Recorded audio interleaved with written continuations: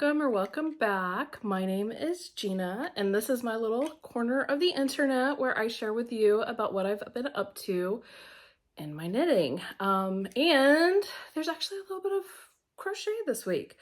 So what I have for you today is just a regular podcast episode where I talk through my finished objects, of which I have two, and a couple of whips, and then some things that I am working on fixing.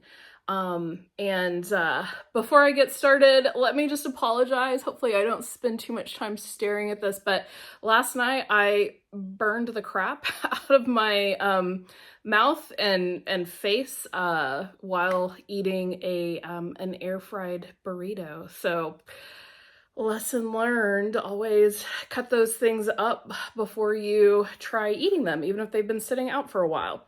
Okay, so let's get started with what I'm wearing. So this is my Petite Pointelle tank by Jessie Maed Designs.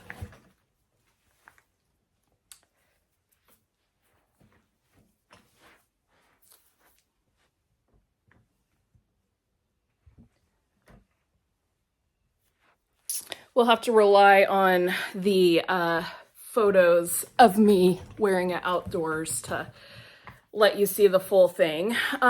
So what to say about this tank? I did not have time to prepare notes ahead of time, so please forgive me. I will have to be looking at my my iPad to get some Ravelry notes here.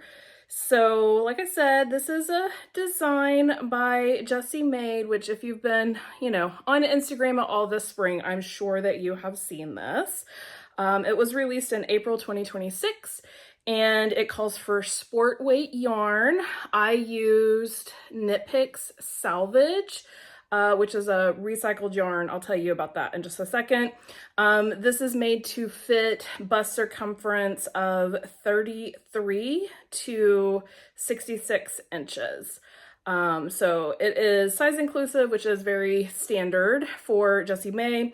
It calls for a gauge of 20 stitches and 28 rows to 4 inches, which will be important. We will return to that shortly. So like I said, I used Salvage, which is, I have bought this yarn before, because I was very interested in trying out a new summer, appropriate yarn, because I live in a climate where it is hot, a good 6 months of the year. So, I mean, it's hot more than that, but 6 months, a lot of those 6 months, it's very hot.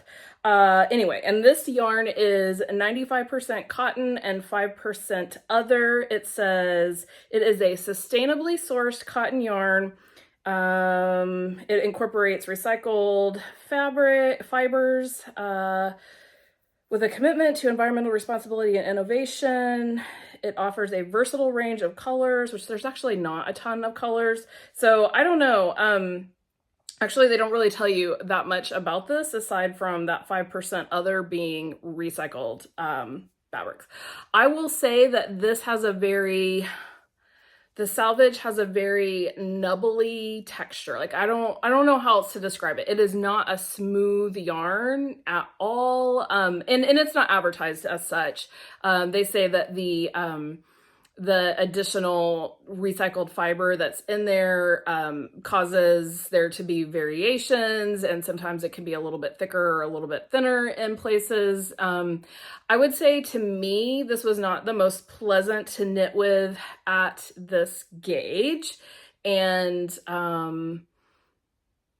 what else do I want to say? Like, it felt ropey in my hands. And I've worked with a fair amount of, plant fibers. Yeah, and this is kind of what I think of cotton as being when I think of why I don't like cotton. Like, it's just not stretchy. It wasn't smooth. And the nubbliness kind of made it hard. It probably wasn't the best option for a lace tank like this. Like if I was doing something that was a like garter stitch maybe, or stockinette where I didn't care about the stockinette being super smooth. This actually, it would probably be fine. It was just sometimes hard, you know, I find it harder to do like SSKs, for instance, in a more nubbly textured yarn. So now that I have it finished, like I did not necessarily enjoy the knitting experience with this yarn, but now that it's finished, I am enjoying the fabric that I got with it. And I do think that this will be very wearable. I mean, I haven't had a chance. I just finished it this last week, so I haven't had a chance to wear it out in the, you know, the worst of our summer weather, but I do anticipate that it will be good. So let's see. The pattern was great. I actually knit this entirely to pattern, except for, I'm not even sure if she says how long you should knit the front. There was probably a schematic that tells you how long the front is supposed to be for your size. I do know I knit a lot more repeats on mine than what was in the sample. So I know I wrote that down. The sample shows 6 lace repeats on the front and I knit 10. And I think it's a pretty perfect length because I was wanting it kind of cropped just to kind of hit at the top of my pants, like before it, you know, really widens out to the biggest part of my hips. And so I'm pretty happy with the length. There's this really cute scalloped edge. You can't really, it's hard to see here because I can't get tall enough to show you. But yeah, there's a very cute little lettucey type thing. And that is not done with any increases or anything. It's super duper easy to do because I do not like, you know, the way that you make those like lettuce edge ruffles is by working like a whole ton of increases like very rapidly, and I find those annoying. I find it very annoying when suddenly your like knitting circumference expands by, you know, double all at one time. You're just knitting so many stitches anyway. So I was glad it didn't involve that. It was much easier, very cute. Yeah. The edging on the armband and the neckband, this is all double knitting. So I think this was the first time I'd ever done this for like hem edges. I've done a double knit button band and I've done a double knit waistband where there was going to be a tie, but I've never done it around arms and neck. And so that was interesting. I don't think that my neckband looks fantastic. I don't know if my, like, can you see it's a little wavy there? And I don't know if that was my tension while I was knitting the double knitting, or if it was, you know, it might have been my nebbly yarn causing tension issues. It might have been that I picked up too many stitches. Because this lace repeat, you go into this as soon as like you cast on stitches. So I guess I should go through the construction. So, you know, it's your typical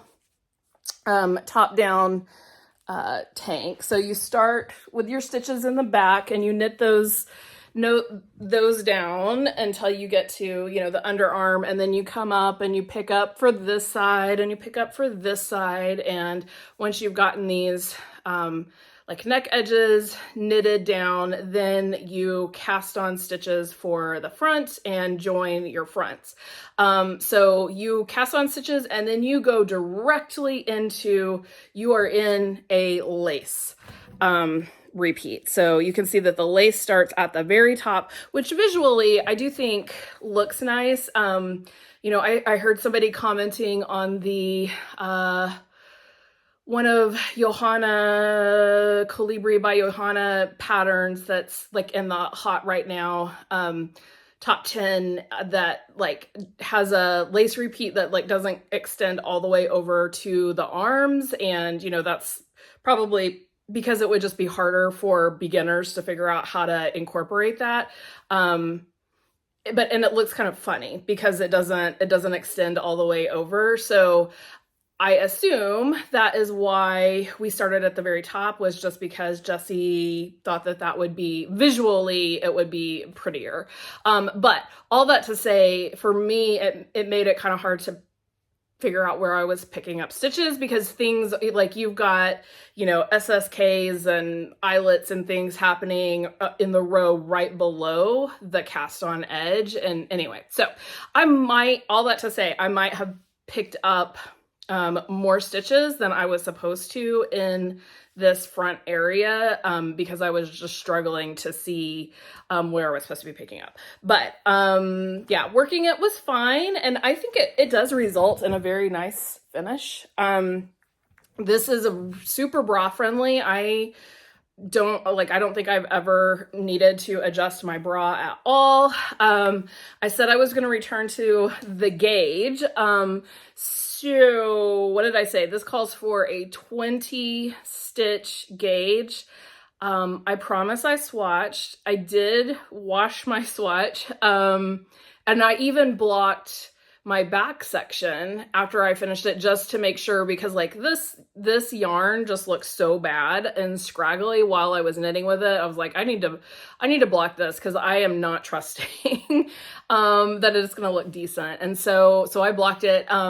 And yet when I, you know, made the whole thing, so I didn't tell you guys what size I made. I made this size 3, which is like several of the sizes start at the same size. So like the size 3 has 2 sizes incorporated in that. It has the size 42 inch and the size 45.5 inch.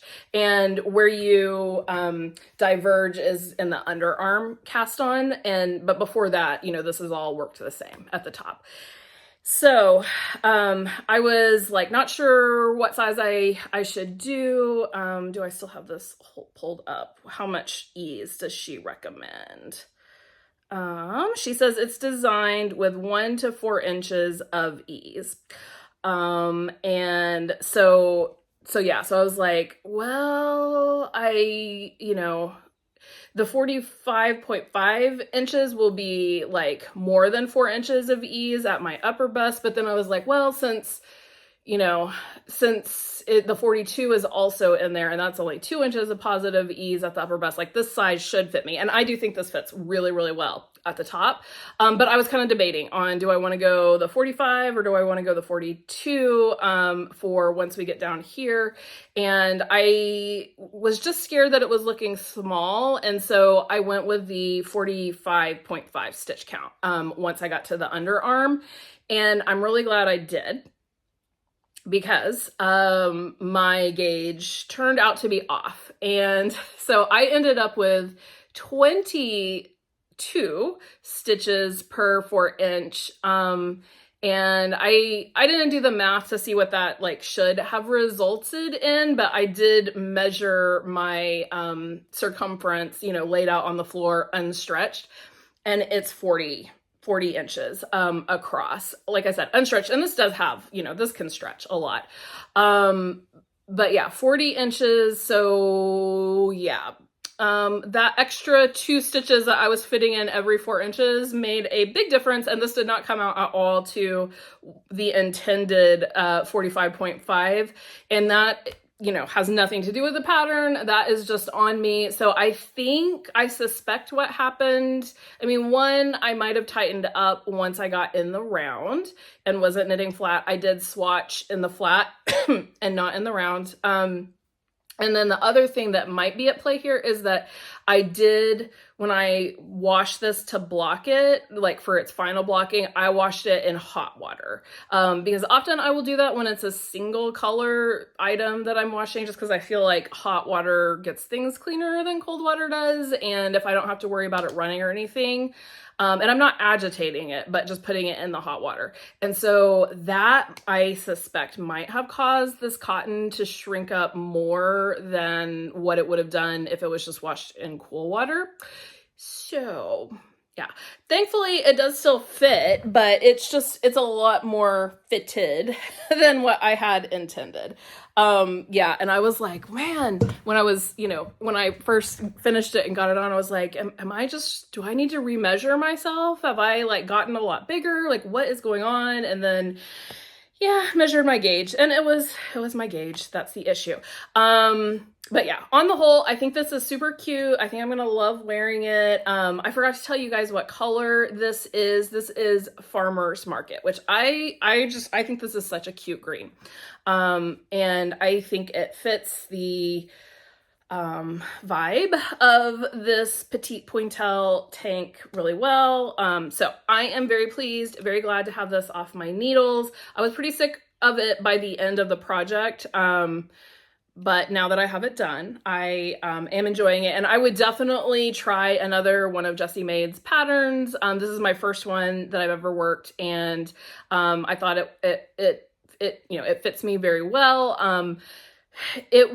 She does both chart and written instructions, which is good for people who don't read charts. As somebody who strongly prefers charts, it does mean that there's a lot to wade through to get to the charts. She also includes tick boxes, which I know a lot of people love. I don't care one way or the other. If how I work my patterns is I have an app on my iPad called Good Notes, and like, here's a pattern that I'm working on got rid of it. A pattern that I'm working on right now, and I just pull it up and mark all over it, and I mark through things once I finish them. So I don't need your tick boxes, and even if I was working with a paper pattern, like, I would just cross through the stuff that I needed. But it is nice, and that she'll put like double tick boxes if you need to work through, like she puts tick boxes for all of the repeats that you have to do. So I think that's good, especially for beginners who are going to struggle more with just the pattern reading aspect. So on the whole, really enjoyed this one. Well, didn't enjoy making it, am enjoying wearing it. Do check your gauge. Do wash your swatch and abuse it in the way that you are planning that you will abuse your final garment if you don't want to end up 5 inches smaller than like I did. Okay, so that is finished object number 1. We will now do a little wardrobe change. All right. Before I forget, I pulled up my Knit Picks receipt for the order in which I had the Salvage, and so I thought I would tell you guys how much that make cost, the Petite Pointelle. I used 5 balls of the Salvage. Those cost $5.99 each, so that was a total of $29.95 to make that one. And I did use I broke into the 5th ball. I didn't use that much of it. It was probably more like 4 1/4 at most. However, I definitely could not have gotten away with just 4 balls. So did need the full, I needed all 5 balls in order to complete that. So yeah, very economical pattern if you use that particular yarn, which again, you decide if you want to work with it at that gauge. Although, as it turned out, I should have been working it at a larger gauge. So maybe I would have had a better experience with the Salvage if I had been working it at the correct gauge. Okay, so what I am wearing now is Sylven by Natasja Hornby. And this one's all about this lace down at the bottom. Hopefully that is showing up.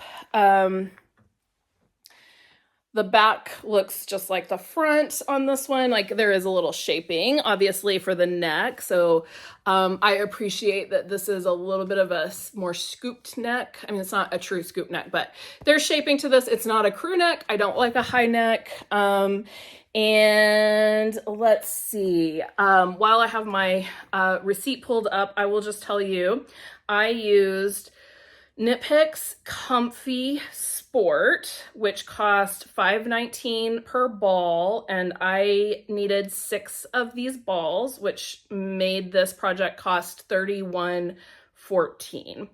in the size that I worked, which I will tell you in just a second when I get this pulled up. I made the size 3. This was my first time working a Natasja Hornby pattern, and I did really like it. She kind of hits all of the boxes that I like to see in a designer. She includes a schematic. It's shocking to me how many designers choose not to include schematics, which I feel like are just should be such a basic element to include. And she is size inclusive. I really like that she often will do the kind of weird thing where she will knit, like if she has short and long sleeved options in a pattern, she'll leave one sleeve short and then do one long and then take pictures of herself, like turn one direction and then the other. I mean, it's smart, right? And I'm sure that she goes back and changes those to one or the other once she's finished with her initial photo shoot. But okay, so this fits finished bust circumference, or it has a finished bust circumference of 34.75 to 64 inches. And she calls for positive ease of 4 to 6 inches. I worked the size 3, which is 45.25, which should be giving me a positive ease of 5.25 inches through the upper bust. So if you are new here, I have a large difference between my upper bust and my full bust, and a difference of 6 inches, which means that often if I made clothing according to my full bust measurement, I get garments that are way too big for me in the top and just are like falling off my shoulders. So I have learned through the years that I need to choose according to my upper bust measurement so that it fits my skeleton, and then make modifications so that it will fit my full bust. And that is what I have done. So Natasja actually does include short row bust darts in this pattern, which is wonderful. However, I will say that bust darts are not one size fits all. So maybe she created bust darts for some sort of standard sized boobs. I don't know what those are. I do know that designers, like the measurements that they use, have a 2-inch difference between your upper bust and your full bust. That is sort of included and accounted for in the way that the garments are designed. So anything more than a 2-inch difference is where you really need to start looking at doing short row or bust darts of some kind. It doesn't have to be short row bust darts. So there are vertical bust darts. Short row bust darts are ones that you work they are horizontal. So you're working them on the side and they create extra length. Vertical bust darts would be worked down here, and what you do is cast on more stitches and then decrease those out. And it's kind of like princess seams, if you know sewing. In sewing, there are bust darts that you work up here that are the horizontal ones that sort of point at your boobs, and then there's like princess seaming. I mean, I guess there's vertical bust darts probably in sewing as well, but princess seaming is where, you know, it's shaped and you will have lines going down your body that sort of account for the changes in your shape. Okay, so what to say about this one? So, I started down that bunny trail to say that she does include short row bust darts, which I like. However, the included bust darts would have been wildly insufficient for me. So I just was like, well, that's nice that she includes those, but I did my own. So I have I set myself up a spreadsheet to do the calculations for me. I learned how to, there are some good YouTube tutorials, or not YouTube. There are some YouTubes. There are some blogs. I prefer like written explanations of more technical things. So there are some blogs that I read, but my favorite resource for understanding how to figure out where and how to place the short row bust darts was Isolde Teague's book, Little Red in the City, which is out of print, but I got a copy for pretty cheap a couple of years ago. But the last time I looked, it was not as accessible. So my little Google spreadsheet that I have created that is free, I can link it if anybody's interested. I can put it in the show notes. But it's also linked on my Ravelry page. However, you know, I have my own numbers in there, and you would need to change some of those, like copy the sheet and then change some of those numbers to be your own. Hopefully my directions are clear on what those ones would be. But I worked like 13 short rows on each side, like 20 something rows. What is like 26 rows of short rows total. So like there's 26 extra rows of length on mine compared to one if you didn't work any bust starts. And she only had like 4 or 5 maybe short rows. So that's why I knew hers was not going to be sufficient. And you can see my short rows there. She also had her short rows occurring higher up than what I did. So I did do some modifications on this. Her instructions said to, you know, end the top after, for my size, I think it was 7 inches. And I tried mine on, and I was like, that is not gonna be long enough. I like a circular yoke to be like 9 inches before I separate for sleeves. This is a drop shoulder construction, and I feel less confident in my knowledge of what a good drop is for me. But I tried the 7 inches on my body, and I was just like, there's no way that's going to be enough. So I did an extra inch. So my front and back are 8 inches long, which is longer than the pattern. And then I think she said to start if you were going to do the bust row short darts, I think she said to start those at like 1/2 inch after your sleeve separation, 1 inch or 1/2 inch, something like that. And that was not going to be long enough for me. So you want your bust darts to start when you're kind of at the apex, like the largest point. And so for me, that's going to be, you know, like right here. Anyway, so I just waited until I had mine knitted down to that point, and that's when I started working my short row bust darts. Once I got those short row bust darts worked, though, everything else was to pattern, and it's really easy. This is just a very easy little broken rib pattern that you're working. So this was kind of like my mindless, almost stockinette pattern for a while, and then you work this really pretty lace pattern. I did have to do some staring at the directions because there were some unusual symbols in there, and I'm not a big lace knitter. So yeah, so maybe it's a like more common lace techniques, but there were some like crossing over of yarns. I don't know, like where you pull stitches over, and yeah. And that's what creates these interesting little, like these guys in here, these little loop-de-loop things. Yeah, so the lace was fun once I finally got to it. Anything else to say about that? This was my first time working with comfy sport.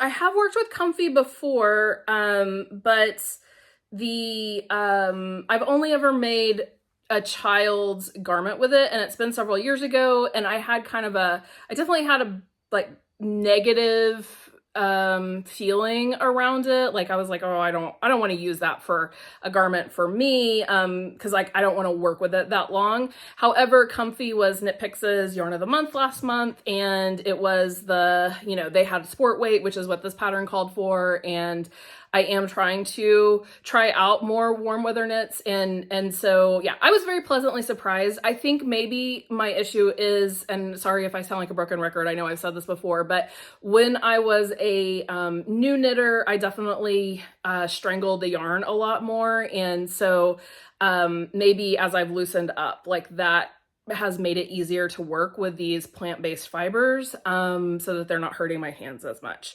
because I didn't sense any hand pain from this, and I did not have the discomfort or unpleasantness that I felt with the Salvage, working that at a very tight gauge. This was not an uncomfortable gauge. I'll have to get the gauge for you in a second. I used US 5s for this. And did I tell you I used 7 skeins of this, 7 balls. Knit Picks Comfy is 75% cotton and 25% acrylic. And it comes in 50-gram balls, 136 yards for 50 grams. So it was very, very affordable. What did I tell you? $31.14 for this, which I think is pretty good. And we'll see. I mean, I don't know how it's going to wear in terms of how hot it's going to be outside, and also how it's going to hold up. I'm hopeful that it'll hold up okay, being cotton and acrylic. But yeah, whether it will feel too hot in the extreme temperatures that we can get in the deep summer, I don't know. Let's see. And this colorway, I don't think I've ever said, this is the colorway Ivy. So yeah, another one that I'm really happy with. I have not gotten to wear this one out yet, so I think I'm happy with it. Yeah. And there were some interesting techniques used in here. There was one called, like, the bind off that she has you use is interesting. It was one that I had never done before, like flat something. It was not a regular bind off, but it wasn't a sewn bind off. It was, and I'm sure that this is not going to show up at all for you, but you do that. It does create quite a flat looking, like it just sort of ends. It doesn't look like a regular bind off in pattern.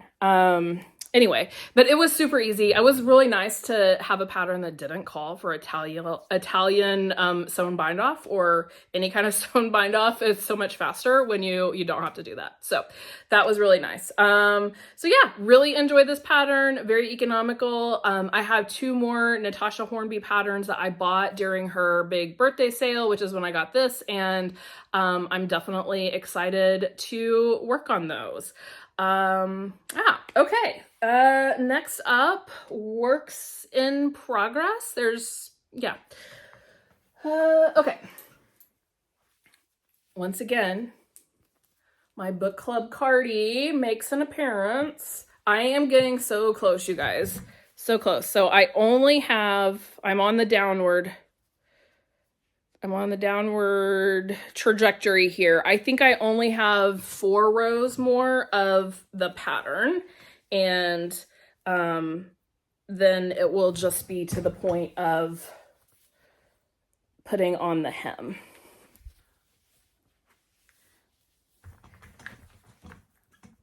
So it's a little cropped, but I think it's supposed to be a little cropped, and there is going to be, an inch and a half, 2 inches. I'm not sure what the width of the hem is that we're going to put on, but there's going to be a little bit more body, and then, at least a normal sized hem to go on. So I think it will be a good length once it's done. So yeah, I am just trying to make myself do a couple of rows of that every day, and eventually I will get it knocked out. All right, other works in progress. So if you watched my last video doing a mid-year check-in on my bingo card, I talked about this. If you didn't watch that video, I have this box of mess.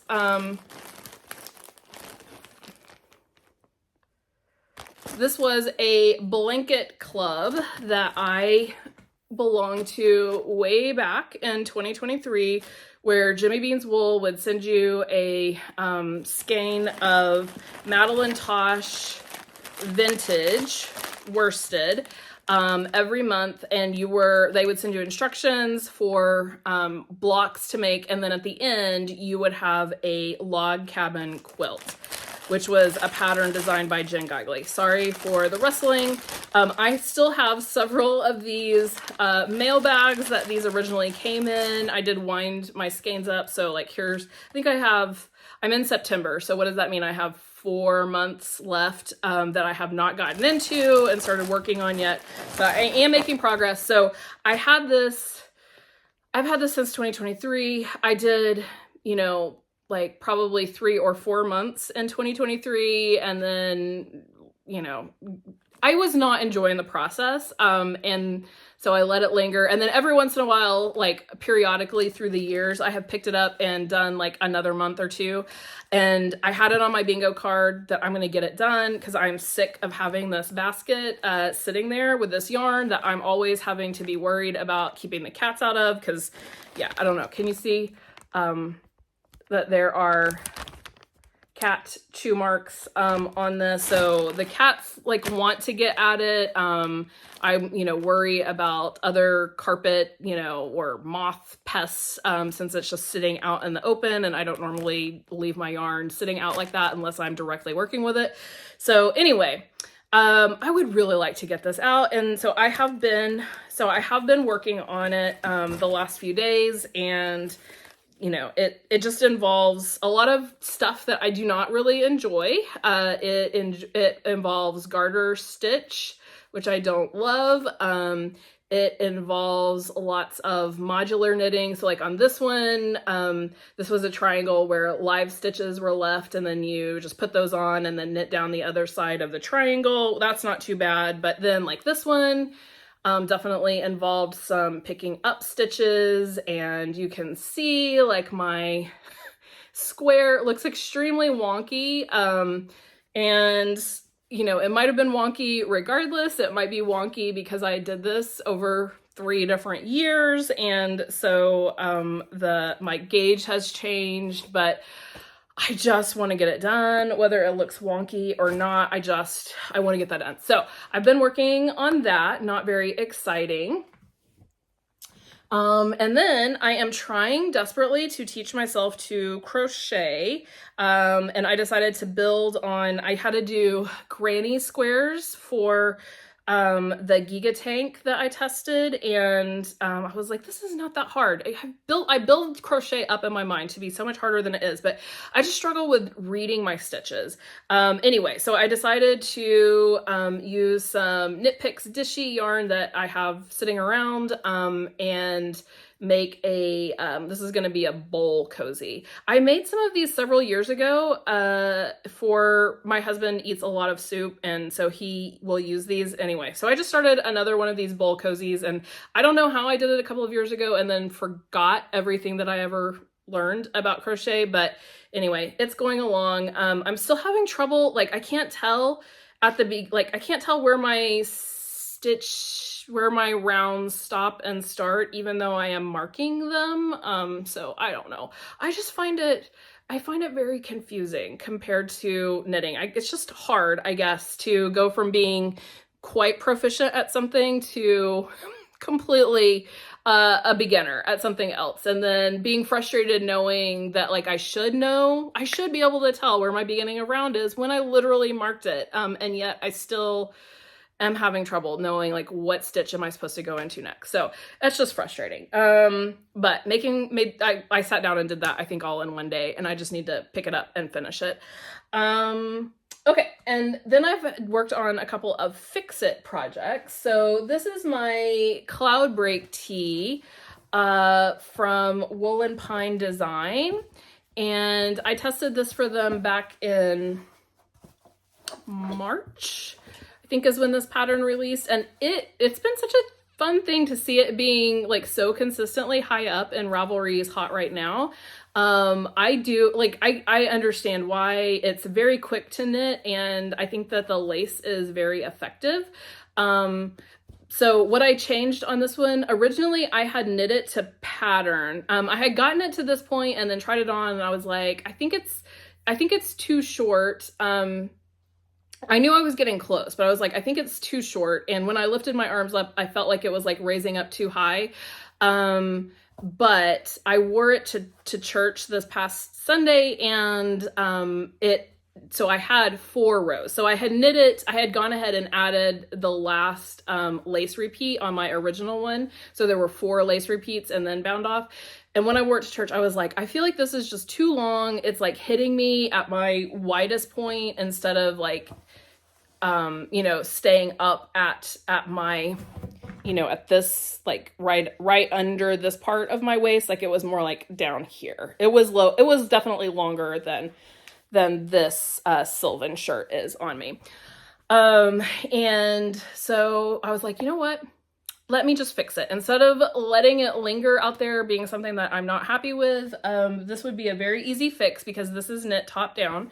And so I just went in and picked up with like a sock needle all through here, this last garter ridge row, and then I clipped, and because I did not care about trying to save this yarn, clipped off, basically like clipped into this lace because I was not getting my bind off to unravel. So I clipped into the lace section down here, and then just like tore all of that off. And I did get one piece that was long enough and left attached, like from my original yarn, that I was able to bind off with that.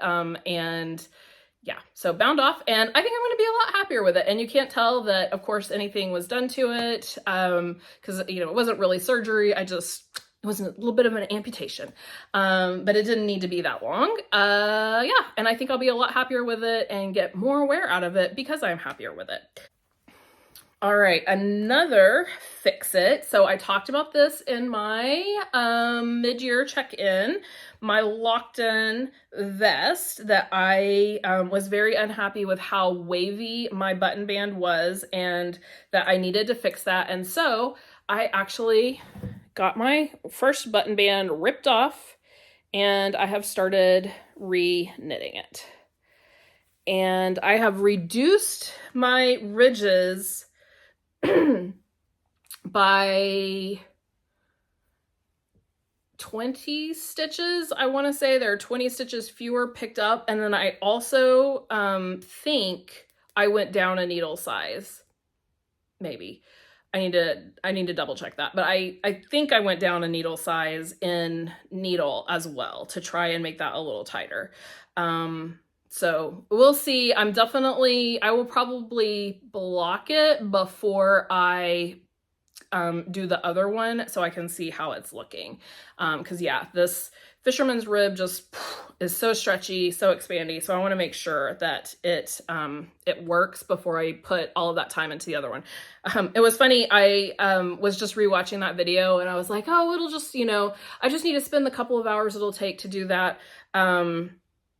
Yeah, I had forgotten, like, it's super slow. I actually enjoy doing this half fisherman's rib, but it does take a long time.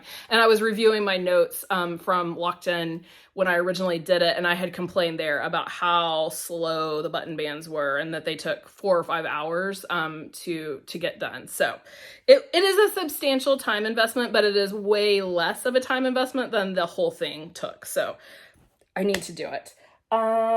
Okay, so that's all of my whips, but I do have something else to share. Just a second. All right, so I had shared in my last regular podcast episode that I was going to be testing the shell tee for the Knit Pearl Girl. That is knit in DK weight yarn, and I am going to use Drops Belle because I think it will be just a great like summertime tee. So I had ordered yarn from Rito.com, which is a Danish company, and it had slowly, like always before when I've ordered from them, I have gotten my orders very quickly, like within a week of ordering, and this one took a lot longer. Like it got to the US and then just took forever. Like it said it had arrived in my facility and it took forever there. And it finally arrived, and I looked at the package and I was like, oh no, this is gonna be bad. The package, like they put everything in a big plastic mailer, and that plastic mailer was not full, bursting at the seams like I would have expected, because I put in kind of a big order, because I put in a sweater's quantity of Fiesta, Drops Fiesta, as well as the Drops Belle, and I got enough Drops Belle for like another tea quantity, and then I had gotten some balls. I shared it last time of something HF something Garden organic trio. I had like 5 balls of that I was supposed to have. So it was a pretty big order. And yeah, I would have expecting that bag to be, you know, bursting at the seams, and apparently it had burst at the seams. It was taped all up.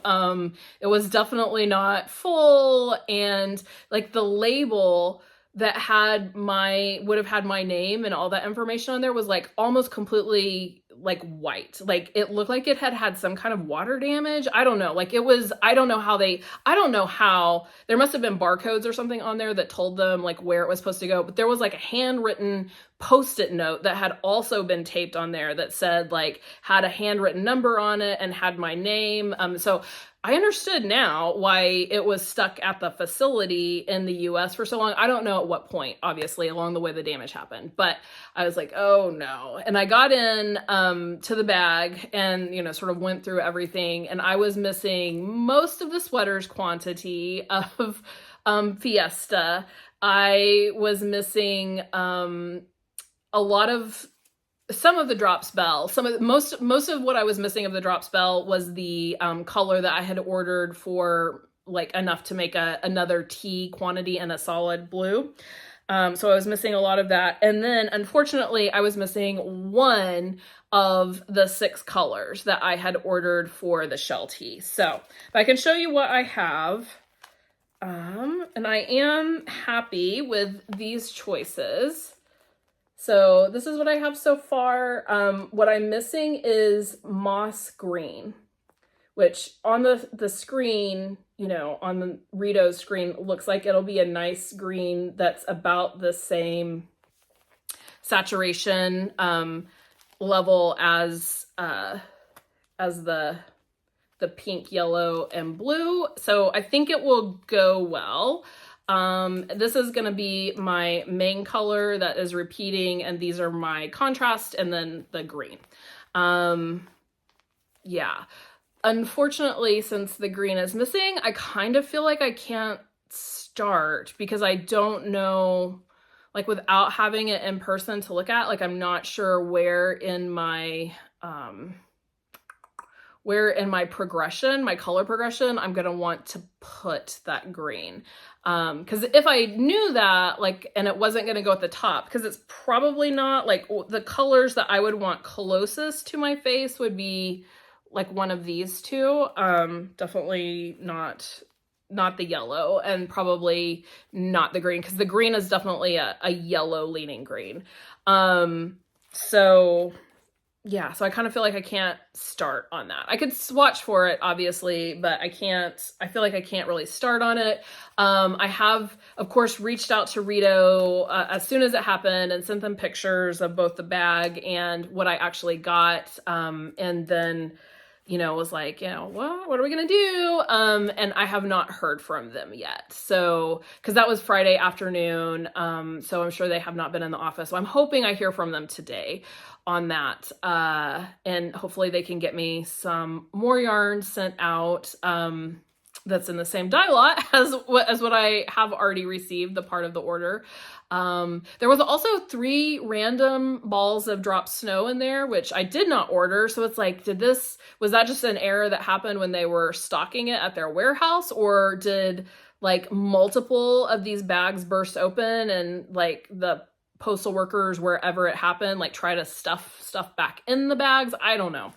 Anyway, so that was disappointing. It's, you know, not the company's fault. They can't do anything about what happens once it leaves their warehouse and is in the mail system. But hopefully they'll make that right for me. We'll see. I will follow up and let you know how their customer service turns out to be. Yeah. And you know what? I just realized I have one more thing that I did not show you. Hold, please. All right, so I found actually not one, but two more projects. One of them is a finished project to show you guys that I was forgetting. I finished the sailor slippers that I showed you in my last regular podcast. These are for my son, who is a big boy, and he has size 13 men's feet, and so I'll have to show you a picture of like him with holding the socks up, holding the slippers before they were felted. I showed them to him and he was like, these are ridiculous. What are you even doing? Like, he did not believe. And then, yeah, after a couple of runs through the washing machine, they have turned into a very serviceable pair of slippers, and he has been wearing them even though it's a million degrees already, and I don't know why. I was definitely intending those to be for the winter. So those were really fun. Those were made with drop snow. So that was the called for yarn. Light blue, dark blue, and fog were the colorways that I used for that. And yeah, just made everything according to pattern, and it all worked out. I did, on the first, I think I talked about in the podcast that I actually, like, I don't like seaming, but I did enjoy the seaming. I think, you know, I tempted the fates when I said that, because the second sailor slipper, when I seamed it up, I had the worst time. It was a mess. My drops, snow kept breaking. I did not have any trouble with that happening on the first one, but it kept breaking, and I also wasn't sure that I was getting like everything lined up quite the way it was supposed to. It looks fine now, so it worked out. I think, you know, there's just room to fudge things, especially when you're gonna felt it down anyway. But yeah, they were on the whole a lot of fun until the seaming of that second slipper. But it's a lot of fun to see them shrink down and become something wearable. Okay, so the other project, which is an actual work in progress, is I have cast on the Checkerplate Tee. I think this is sorry, it is on way too small of a cord to actually show you much. The widest section is going to be at the back, so I promise this is not twisted. I don't know why I'm trying to show you this. Like, you're not gonna be able to see much of anything, but you can see that the checkerplate pattern has started. I am knitting this in the Holst Garn Tides, which is kind of like their coast base. It's somewhere around 50% wool, but instead this one has silk in it instead of cotton. And you can see the silk flecks. I think that's the white, or whiter color in there. Yeah, this is my first time working with it, and it will probably be my last time, since they just announced that they are, quitting making them. Sorry if things have changed a little bit. I got interrupted, and had to reset a little bit. So, I was talking about the Checkerplate Tee and saying that hopefully I don't fall in love with the Holst Garn Tides, since it has now been discontinued. Here is what I have so far. I have just really gotten started. There's a lot of short rows in the back that you work in this. You go directly, obviously you can see there's no neckband. You go directly into the body. Work a bunch of short rows, and then you eventually expand around. This is a raglan construction, so expand around to join or create your fronts and cast on. So there is neck shaping, but it is not done with short rows. It is done through shaping the back separately, which that was one thing that kind of scared me about this pattern initially when it released. I saw in the descriptions that it didn't mention anything about short rows, and I was like, oh, is this going to be one of those ones where, you know, there is no shaping and it's choking you in the front? But there is shaping, it's just not through short rows. So that's really nice. I am making the size 4 in this, and that is to fit a 40 to 42 inch bust. Lily Kate recommends this to be worn with 0 to 2 inches of positive ease. So that should get me that according to my upper bust. My fabric is looking quite holey, and this is not a yarn that I expect to fluff up a lot. So probably I'm gonna have to wear a camisole underneath this, which makes me sad, but also I think that unless I was going to use some sort of a fluffy type yarn, like, which is not going to be summer appropriate for me, I think that was always going to be the case. So it is what it is. Even though I hate doing that, I think I'm going to have to do it. Okay, so I really think that is all of my whips. I am thinking about what I'm going to cast on next because I need something that's just some mindless stockinette.